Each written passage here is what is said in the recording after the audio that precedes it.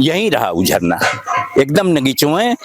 अब वहाँ कुछ है ना है, और मैंने कहा था कि अब वो ईंटा निकाले तो कौन गारंटी कि वहाँ में से फिर से पानी निकले लगी और सतवा फूटी।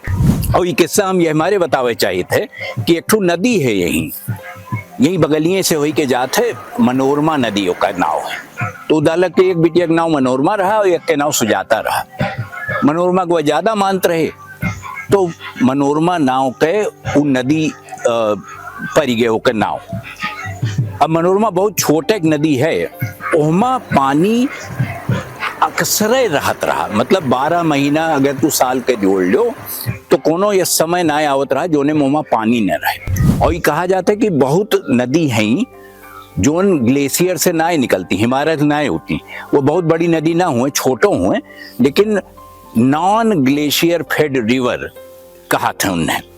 मैंने पानी कहूँ नीचे से निकलत हुआ सोता ऐसे, तो वो सोता हुए तिर्रे ताल, और तिर्रे ताल से निकल के मनोरमा नदी बही के जात है और बहुत आगे जाए के बस्ती के पास कुआनो नदी है वही मिल जाते। पानी का हाल ये रहा कि हम जब बचपन में 60-65 साल पहले आवत रहन तो लकड़ी लेके इसे मनई माटी खोद दे तनी सा और पता लगे कि वहां पानी निकल आवे।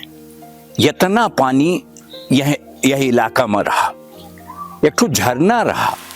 अब ये दुर्भाग्य है कि वो झरना अब ना है। और काहे ना है?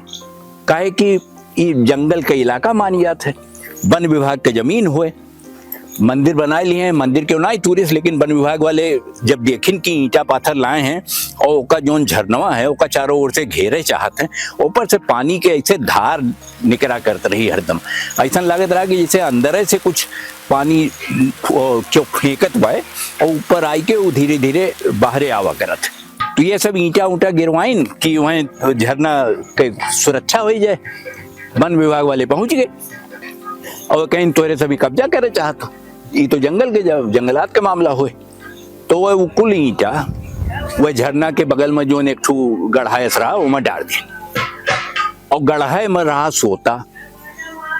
सोता बंद हो गए, वो सुखाई गए और पानी निकलब बंद हो गए, झरना खत्म हो गए, मौत हो गए।